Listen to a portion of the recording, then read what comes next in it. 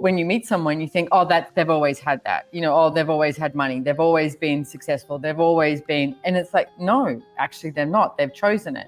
My parents, interestingly, did not believe in attending to children at all. And I was, by this world's realities point of view, I was neglected, massively neglected. But I didn't know that. So I just thought, I didn't have a point of view about it. No one told me who I should be or shouldn't be, could be or couldn't be. I had to make it up as I went along. People don't know that they can be happy in anything. Yeah. You can be happy in prison. You can be happy without money. You can be happy with money. If you don't have a point of view that your happiness is somehow dependent on anything outside yourself. Welcome to the Choice, Change and Action podcast, where you get to choose, change and take action to create a different today and a different future. Hello, everybody, and welcome to Choice, Change and Action. And you are with your host, Simone Milasas, and I am still at El Lugar in Costa Rica. It's been friggin' amazing here. I'm here for a total of 39 nights. And, at one stage I was like, I might have to have a backup plan and see if I can, go somewhere else if I have to get out of here. But I am loving this. I have not left the walls of the resort. I've been driving, a golf buggy around and going for walks and running and with my horse. And it's like the food and the restaurant's amazing and the staff and everything is just incredible. And it's a little bit pura vida. Pura vida is a saying that they have in Costa Rica, which can be, there's a lot of different definitions of it, but it's like the good life, happy life, basically it's great. And the energy here is definitely pura vida. And I love that, in the afternoons, quite often you get these big, massive thunderstorms. So that's all you can hear is nature and the rain, and it's incredible. And the howler monkeys, the birds, everything. So I highly recommend, if you can, making it to El Lugar in Costa Rica. We will put the link to El Lugar in the show notes. If you've never been horse riding before, they are so good. There's some really, really kind, gentle horses that they'll take you on. Even just around like the casas or over the other side to a river, etc. And it's such a beautiful way to be with you and your body. So I highly recommend it. And today, though, we have Charlie Verge. Is that how I say your last name, Verge? It is. Charlie Verge. And where are you at the moment, Charlie? Well, I'm in my own little El Lugar. And may I also just say that you look marvelous today. Thank you. I mean, you are glowing with El Lugar energy. I mean, just as you inviting us to come play, it's just like you were the invitation. So thank you. Thank you. Yeah. So I'm in New England. I'm in outside of Boston, in the hills outside of Boston, and I'm in a farm that I live in here, and there's beautiful, beautiful trees around here and water, and it's lovely. I love that. So, and how big is the farm that you're on? It's an old farm from the 1800s here that's been converted over, and it's now newer. And it's a pretty big farm. I mean, it's a huge farmhouse, and then it has a carriage house, and I'm in what used to be the milk house where they stored the milk from the cows. And that's now been renovated into a home. And it's lovely. Amazing. It feels good. I can sense that. Yeah. I am so in love with our earth. I think it's so incredible. And I guess the relationship that we can have with our earth, I'm super grateful. And I've always loved traveling, all over the world. And I travel so much now, and I travel with Access Consciousness. So for me, it's a win-win situation. I get to see the world. I get to, be with different people and different elements of the land across the planet. And I get to facilitate Access Consciousness. So you are also a facilitator of Access Consciousness. And I wanted to ask you, I also know that you have been a relationship counselor for many, many years. You've delved into this. And I'm always intrigued to see, how did people get there? Like, what made you land up into, tell me about Dr. Charlie Verge, actually. What's the doctor? Well, I am a psychologist. I have a PhD in psychology. I actually, Simone, I don't know how I got that. To be honest with you, I've never understood my life much at all. It's all been miraculous. And once upon a time, very early when I met Gary, I asked Gary, I said that to him. I said, I don't understand my life. My life has been miraculous. It has just been weird in the way that things just turned out the way they shouldn't have turned out or couldn't have been expected. And he said to me, well, yes, that's because you're Forrest Gump. I said, what? What do you possibly mean I'm Forrest Gump?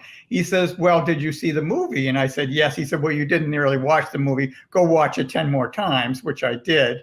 And he said, if you look at Forrest Gump, he has no point of view about anything.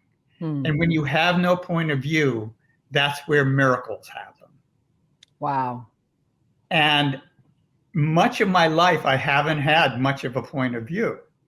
And so things just shifted around. And, I grew up in poverty. I grew up in a very poor section of South Boston here, which has a whole history to it and a lot of crime and a lot of poverty and so forth. And I wasn't supposed to finish high school.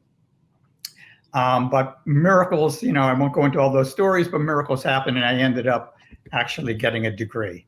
I don't mind some of those stories. I like them. And, every time you say Boston, I can hear, is that the Boston accent? It's a bit of a Boston accent. South Boston. I'm not really good at it anymore because I've traveled around the world a bit and so forth. Right.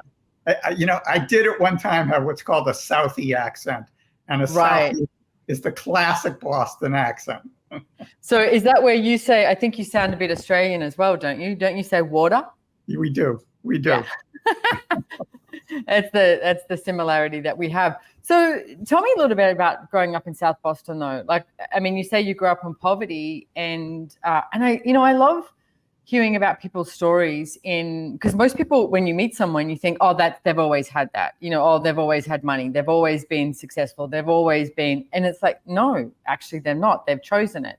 And what I love about this podcast, Choice, Change and Action, is it is about choosing. What are you going to choose? But you do have to take some action and what would you like to change? So that's on you, is what I would say. If you're listening to this too, all of the Access Consciousness tools, which the majority of my podcasts are about access, they are so available for you to make that leap and make that choice to choose something different. So what was it like, Charlie, growing up in South Boston?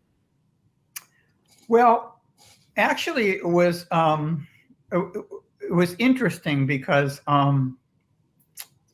two things stand out when you ask me that question. Mm-hmm. First of all, is that I think that most people in this world grew up with parents, and a lot of people who gravitate to personal growth things and things like access consciousness and so forth, dealt with parents that were not exactly what they would have preferred.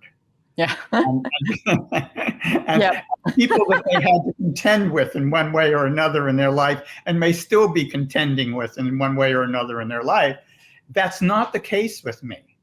My parents, interestingly, did not believe in attending to children at all. Mm-hmm. And I was, by this world's realities point of view, I was neglected, massively neglected. But I didn't know that. So I just thought I didn't have a point of view about it. No one told me who I should be or shouldn't be, could be or couldn't be. I had to make it up as I went along. And it's a very insular culture. I didn't know much existed outside that. I didn't know people had money. I didn't know what that life was like. I wasn't on a plane or in a restaurant till I was 18. I was kind of cloistered from the world and all its points of view. And so when I left home, which I did around 17, 18, I found the world my oyster. Like, Wow. oh, let's taste Yeah. some of this. Like, I didn't have a point of view that I couldn't do anything from my background because no one ever told me I couldn't. That's awesome. And did you have brothers and sisters? I did. And are you still close to them? Do you think that they picked up that same point of view or not? Both of them have passed on. Mm-hmm. And interestingly enough, everybody in my family has passed on, including all relatives. I'm the only living person with this name that I know. And everyone in my heritage is gone, which creates a lot of space, actually. I was going to say, as you say that, I could see people listening going, oh, no. And I'm like, I don't think that's such a bad thing. Because for me, it's like I know family is so indoctrinated of what it's supposed to be and what, I mean, the first thing I think of is Christmas Day. Christmas Day was awful for me. It's like every year it was, I knew I was going to get in trouble. I knew whatever I did, I was going to get in trouble. Not from my father, from my mother. And, so you spent the day sort of walking on eggshells, as they say, because my mother was such a gaslighter. So you would always be like, am I doing the right thing, the wrong thing? And Christmas should be, this beautiful occasion, family, right? And one year, Charlie, I got invited to Gary Douglas, who you mentioned before is the founder of Access Consciousness, and Dr. Dane Heer's house in Santa Barbara for Christmas. And it was Christmas Eve. And I'm sitting on the steps, like going up to their second floor. And I was just on my own with a glass of champagne in my hand and sitting on the steps crying. And Gary walked over and he saw me and he went, are you okay? And I looked at him and I went, this is what Christmas is supposed to be. And he went, yeah. And then we started talking about it and I was like, I've never had this. It was always about like walking on eggshells, and that's family, right? So I look at this and hear you, Charlie, and I get it. There's some people listening and you have amazing families, and I'm so grateful that you do. And as Charlie mentioned, there's a lot of people who have, parents who, as you said, you have to contend with. And I was lucky enough that I had a father who was so empowering my whole life, but my mother, not so much, right? But I get that. It's like now you have this, wow, who am I today? And what grand and glorious adventures can I have? This sense of space of this choice, like infinite choice that you have. And I get, Charlie, how much you said the miracles and the magic has shown up from you not having a point of view and going, what next? I love this. It's brilliant. It's very true. And as more I've gone through this world, I found that it's pretty unusual, actually, that most people, I mean, having been a psychologist and having done a lot of therapy with people over years, but people come in with their stories of their families and they got something to contend with in that story. And I was realized what the lack of story I have to tell about my childhood, because I don't have definitions of me from my childhood. Which is pretty unusual. What do you mean by that? You don't have definitions? Relatively speaking. I wasn't defined by anybody as good or bad. I wasn't defined as anybody like, this is what you should be, a doctor or a lawyer, or I wasn't defined you couldn't be that, or I couldn't define like, you'll never go to college, or you have to go to college, or any of the kind of projections that people put on their children. I didn't get many projections. So would you say you were given more choice then? By default, it wasn't like it wasn't like they were intending to be. It wasn't empowering, like, hey, Charlie, you're amazing. They were out partying all the time, and their kids had to take care of themselves. They did not believe in raising children. It wasn't part of that culture, and the children had to just make it up, find your own, make your own meals, put yourself to bed. I was never put to bed. No one ever wrote me a bedtime story. Nobody ever made me a meal. It's that kind of lack of, which later on, when I went to therapy to become a therapist, everybody like projected onto me about like I must be suffering from neglect. Yeah, poor Charlie. Wow. Poor Charlie. But poor Charlie didn't think of himself as poor Charlie. Poor Charlie just had no point of view about it. I love it. So 17, 18, you left home and you said like this whole door sort of opened up where you're like, oh my God, there's a whole world out there. What was that like, and where did you first go? New York City. I remember going into a Jewish deli. There were all these choices other than peanut butter and jelly. Oh, that's great. I love all of them. And I was just like, oh, let me have some of that, and let me have some of that, and let me have some of that. And I kind of developed that attitude that like I just wanted to taste things. I wanted to taste what this world had to offer that I wasn't exposed to. And I realized all of a sudden there was this huge world. Oh, I love that. I love that. So you went to New York, and what made you like, what was is there a moment that you, like a pivotal moment where you chose to study psychology?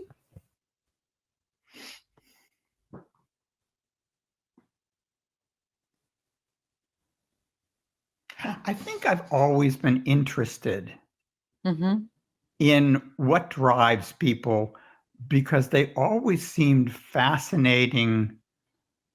That I'm making this up now, actually. Maybe I'm getting an awareness right now. I think I found them fascinating in terms of their differences. Like every person has always seemed to me to be so unique. And it's like, I'm like an anthropologist. Like, who are you? Yeah. What is your whole mindset, culture set? Like, what is that? There's a whole universe over there that actually I know nothing about. And I don't want to even think I know anything about, because as soon as we make the point of view or the assumption that we know something about somebody is where we lose them. That is so true. I love that. You know, it's like, and then when I went through graduate school, I learned, I knew instantly that these people's points of view were limiting. All the points of view I learned from psychology, I immediately knew were limiting my curiosity, my natural born, who are you? And because they had all these points of view about who people are and given their stories, what they had to be and all this and that. And just never adopted that. It just seemed to me like too limiting to really be with somebody and say, from a place of complete no assumptions, presumptions, projections, expectations, just who the hell are you? Oh, I love that, Charlie. And I can see a similarity in some things that I chose as well with, I think I was so intrigued with the world, and I was so intrigued with how, what people chose and how they lived. And, when I was 19, I went, I'm going overseas. And I told everyone I would go for 6 months, and I went for 3 years, and then I got back and everybody sort of, slapped me on the back and went, well, you've got that out of your system. And I was like, oh no, this is just the beginning, But one of the things for me that I was always intrigued with was literally what makes people happy. And I remember there's 2 instances, one in India, and I was traveling on this train from Delhi to Jaipur. And it was like 6 a.m. in the morning, and I'm on the train, and the train's leaving the station really slowly. And I look out and I see these kids playing, and this woman's making chai tea, and obviously the father is like, half asleep on a bike rickshaw, which is obviously his job. And they've like slept under this tarpaulin under a tree. And I was like, God, that's their home. And I started crying, and I was like, God, the poverty is intense, right? But as this train is going so slowly, and I'm looking, and I realized how much I was defining their life and their choices. And then as the train is moving, I started looking again, and I was like, wow, the play in their world, the joy in their world, the relaxation. And I went, who am I to judge that somebody is not happy based on they don't have any money? And that was such a life-changing moment for me. And from that moment on, I was like, okay, I will not look at that and have money be something that makes somebody happy. It's like, you get to choose to be happy. And I just saw the joy in these kids' faces, and the mother, like, making this chai tea, and how she was providing. And it was just the simplicity of this energy that they were being. Sure, I'm sure that they would love to have more money and maybe, and have a house and all that sort of stuff. Maybe, I don't know. It's like I didn't talk to them. But what I noticed for me was stop having a point of view based on what you have as a perceived reality that is good, and start actually opening my eyes to, well, how are people choosing to live, and what is this, and what else is possible? Just if it's entirely different to what I'm choosing, what does work for them? And the other thing I remember too is in London, I was really poor.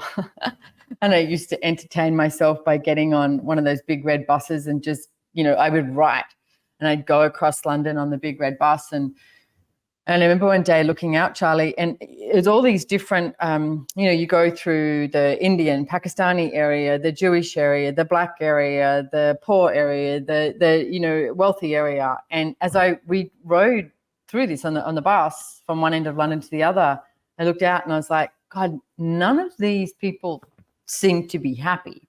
So it didn't matter what culture, religion, color of their skin, how much money they had in their bank account.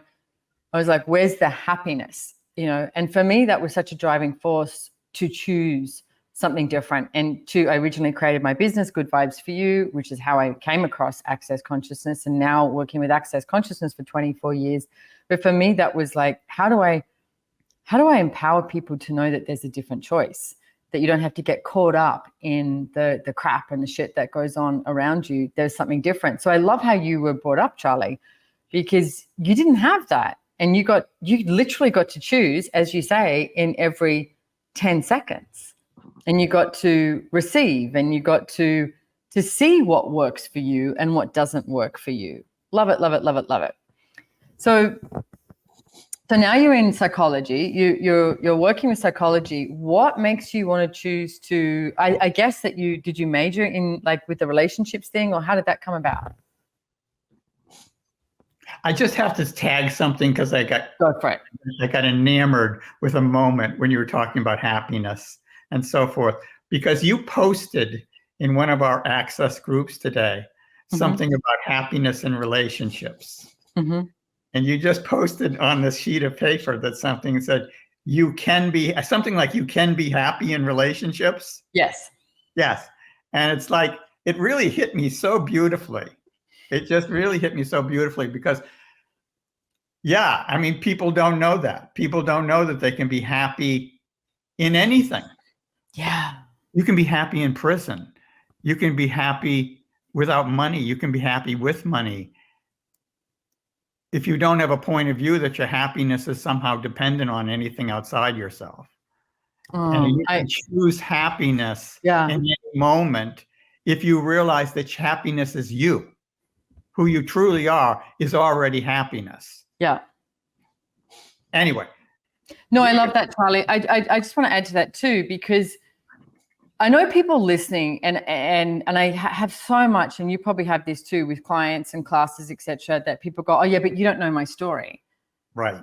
And I'm like, guys, what if you didn't have you can have a story if you choose to, but what if your story was not relevant? Because as Charlie said, you get to wake up and be happy. It's not the amount of money you have, if you're in a relationship, if you're, in a house or whatever, you get to wake up happy. That is your choice. You have the freedom to choose happiness no matter what. And if you're not choosing happiness, then maybe start to have a look at that and go, well, what could you choose that would make you happy? Not what makes somebody else happy, what actually makes you happy. So I think it's a really great topic to look at and for yourself, and stop telling the story. Or ask yourself the question, if I were happy, what would I be choosing? Mm-hmm. Because so many times people are walking around with a sense of themselves as I'm not happy. And from that presumption, then they limit the choices that are available that day for them. I went riding this morning, Charlie. I just love being here and with my horse. But I like riding. But what I also like doing is being with her. And so I think the horse guys just crack up because, we come back and then I undo a saddle, I do everything. And then I make this joke because she's got a really heavy saddle. Sure, I could lift it, but then I go, "Per favore, I need a man. Can you help me lift off the saddle?" And they all come and, lift off the saddle. And then I wash her. We have like spa time, And then today I've learned how to massage around her ears and her face and just if she's receiving it, and I go for it. And I probably stood there for like half an hour just massaging her face. She was just like putting her whole head onto one of my hands while I massaged her. That made me so happy. And just that communion and that connection and that level of receiving and trust that I have of her and she has of me. And there's that's it.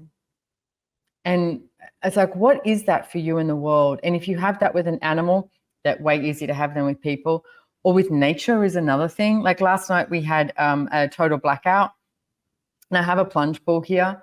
And so there's no electricity, no Wi-Fi, anything.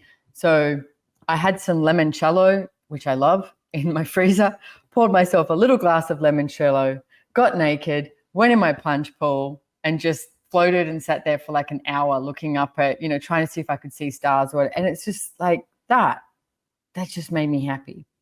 Mm. It's like choosing what makes you happy every day. And it could be like this glimmer, this simplest of things. Mm. So Charlie.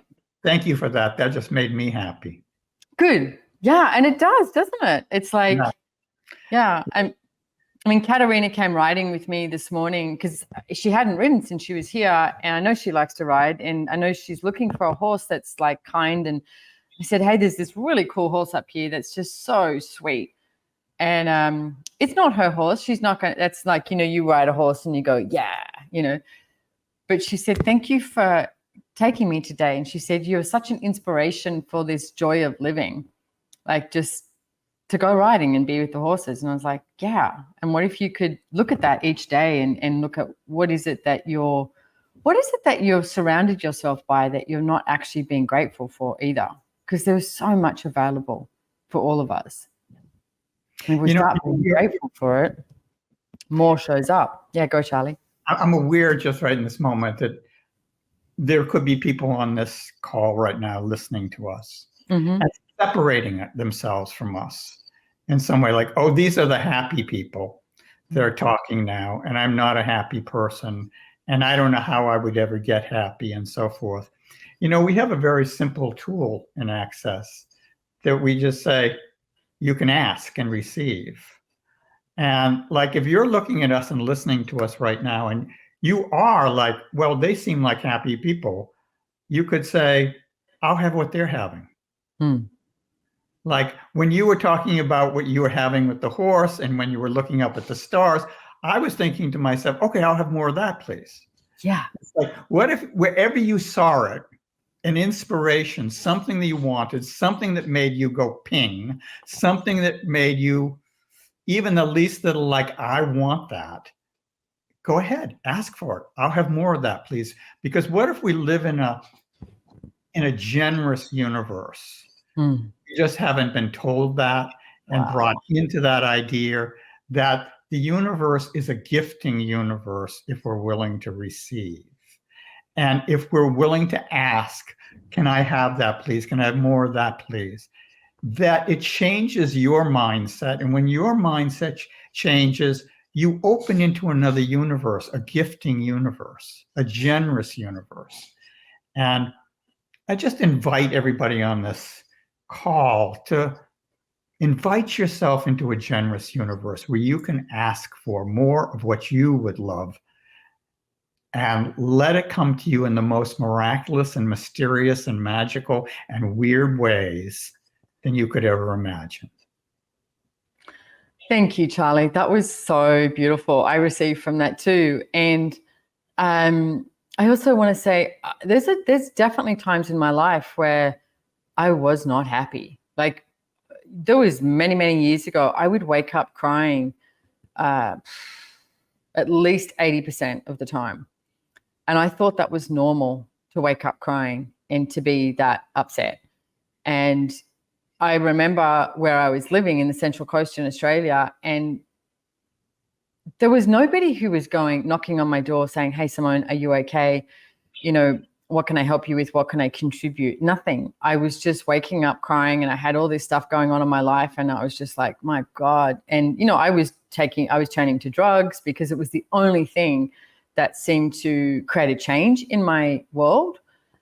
And then I remember being in the bath one night, and I was not happy.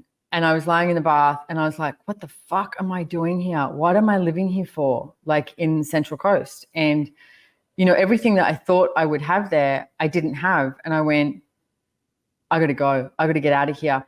And I rang the real estate the next day, and they were like, well, you've got, 3 months left on your, your house, etc. You're going to have to pay that if we can't find anyone. And I just went, great, fine. Try it, put it out there, rent it, see if you can get it. If not, I'll pay it. And I was like, I'm going up north. And I packed everything up and I went up north, and I ended up moving to Brisbane. And that's how I actually ended up moving to Queensland, was just sitting in my bath one night going, what the fuck am I doing? I'm creating this. And it's like, I have a different choice. Let's make a different choice, Simone. And I had no idea what that was going to look like. But I get, Charlie, that was almost like the beginning of truly following the energy in a different way. I had no idea that Access existed. I hadn't come across Access. And I actually enrolled to be a naturopath at the College of Natural Medicine up in Queensland. And I got there and I went to this Mind, Body and Spirit Festival, and I met a guy from Access. So I paid for all of this college, did all that, and I never did it because I ended up, that's how I found Access, by just going, I've got to get out of here. I've got to move. I've got to change something. I've got to take some action and choose something different. So as Charlie said, if you're out there listening to this and you're in that, as I love the way you said, allow the universe to be generous to you. Allow it to be generous and start receiving. What other tools have you got, Charlie? I like this. I like the way you're like Uncle Charlie.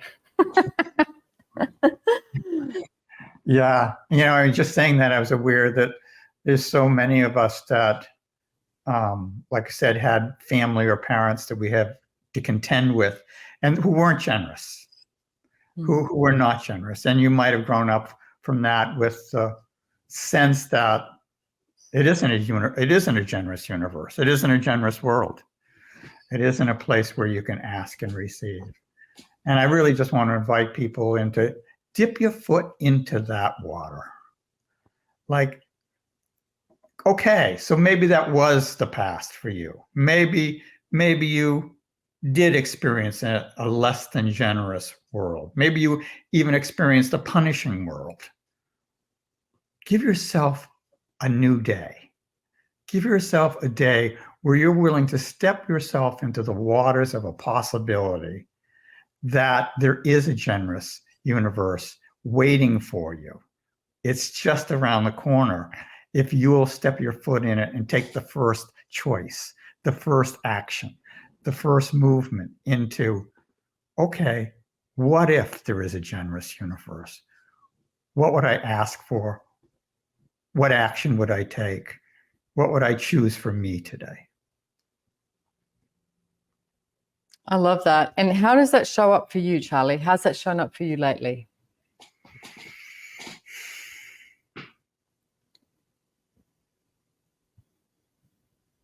So about a year ago, I got diagnosed with prostate cancer. Mm-hmm. And I was really sick. And I really went to a bad place. I went into a place in my life that maybe I was dying, and that maybe my time was up of all this change and all this thing, a life of enthusiasm and joy, which I have created, was maybe the termination date, the date on the label said expiration, and I had come to that. And through a lot of help from a lot of contributions from a lot of places, including access tools and so forth, I was able to clear that. I was able to actually clear that prostate cancer. But afterwards, I realized that I was in a place in my life where I had done everything that I had wanted to do, everything that I had ever wanted to create in my life, and more so, I had done. And now I didn't know what to create anymore. I didn't have a desire anymore. I didn't have the thing I'm saying to people, just say, well, what would you like now? Ask for more of that. I didn't have one of those. And I was finding myself bored, a little depressed,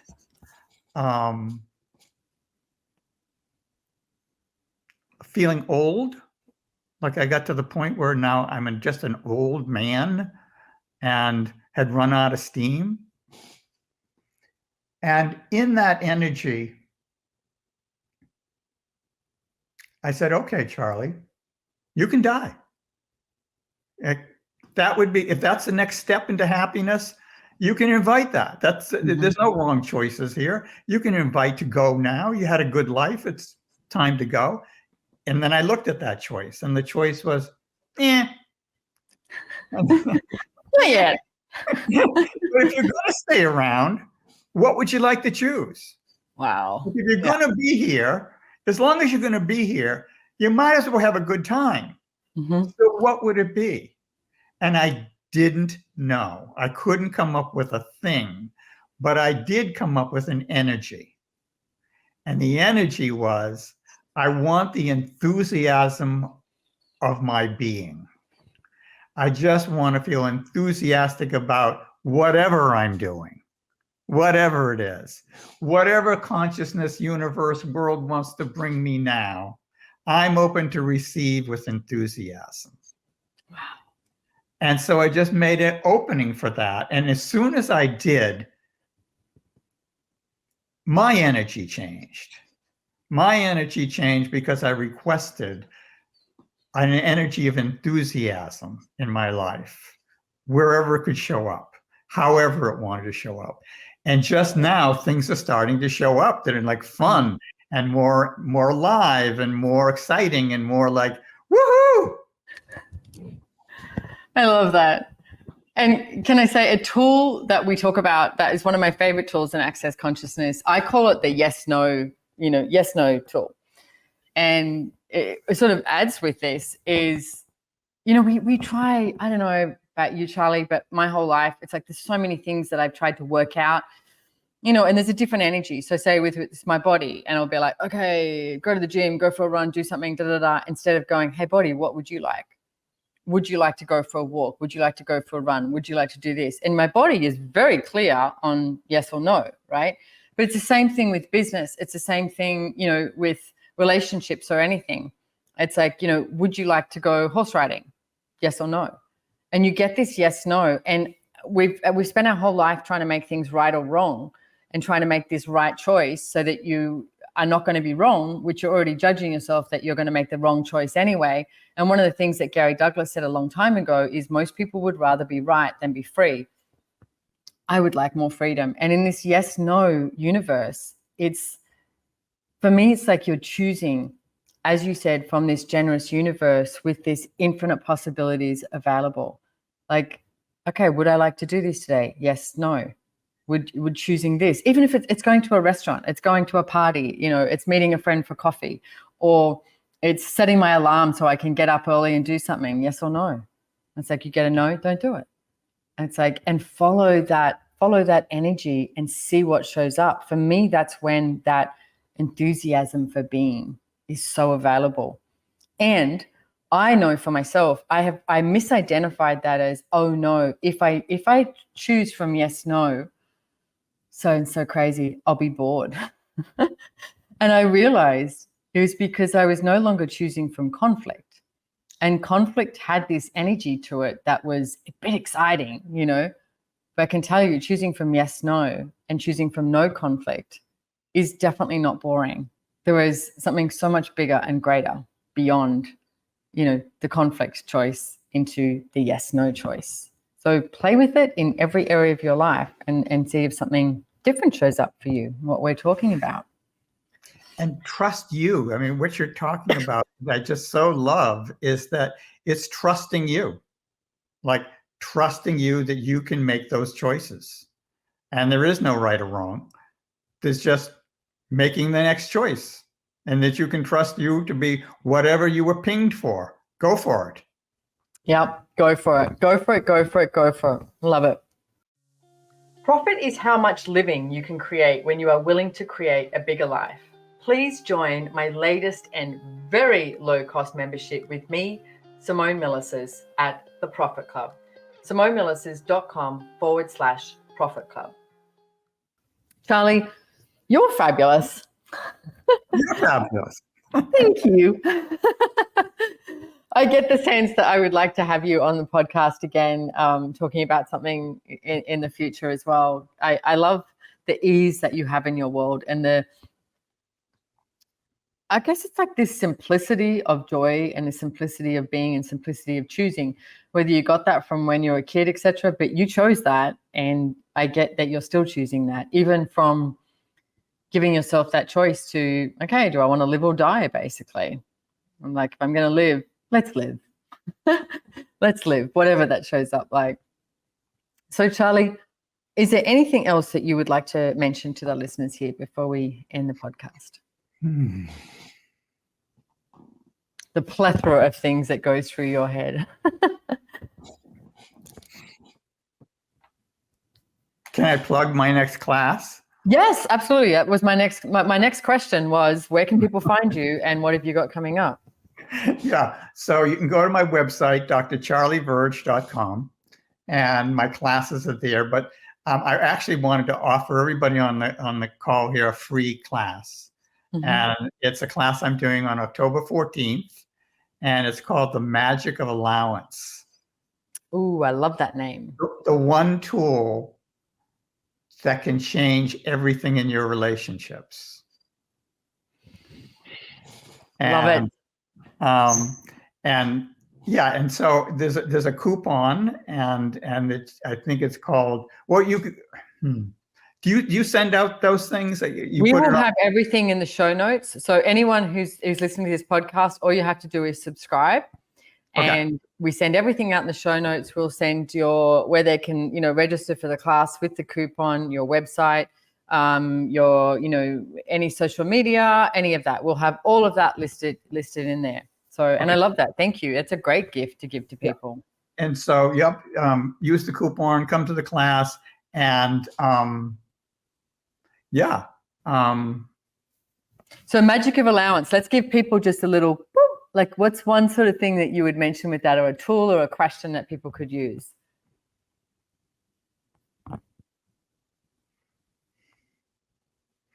What if you could have right now more allowance, meaning less judgment on you? As simple as that. Yeah. And what if every day you invited that, since we're talking about inviting into a generous universe, inviting a generous universe to participate with you? What if one of the things you could invite into your world, and that the universe would co-create it with you, the space of less judgment and more allowance for you being you, however you show up? I love that. And I'm going to finish that off with, as Charlie was talking about that, everything that brings up for you, will you destroy and uncreate it? Everything that doesn't allow you to have that as a gift and receive it, we destroy and uncreate it, right and wrong, good and bad, POC and POD, all names, shorts, boys, COVIDs and beyonds. And that's the Access Consciousness Clearing Statement, which will also have a link to that in the show notes as well. So, Dr. Charlie Verge, I want to say thank you so much for being on my podcast. You are an absolute pleasure. And I love perceiving where you're at with this farm as well in New England. It's like you can so perceive the energy of the earth there too. So thank you for being the gift that you be. Thank you for living. Thank you for choosing to live. And thank you for choosing to live so joyfully. I am incredibly grateful. And thank you, Simone, for inviting me on this. And thank you for being you. And thank you for this fun playtime we had. You're so welcome. And ladies and gentlemen, please subscribe, share this if you would like. We're on YouTube, so you can watch me and Charlie on YouTube. Not sure where you're watching or listening to at the moment, Spotify, Apple Podcasts, all those favorite things. And I'm going to ask a favor, if you could leave a review, we would be so, so, so happy, and share it with anyone and everyone. So thank you, Charlie. Thanks everybody for listening and being here with us. And I will see you next time. Bye-bye.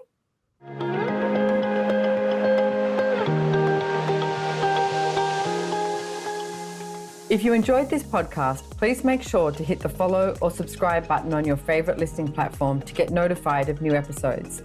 We read all the reviews, so if there's any topic you would like to hear about, let us know. If you'd like to know more about the tools, information, and classes mentioned in the podcast, head on over to SimoneMilasas.com and follow me on Instagram at Simone Milasas, or the podcast has its very own link on Instagram at Choice, Change, and Action. Don't forget, you can download the show notes. And lastly, have way too much fun today.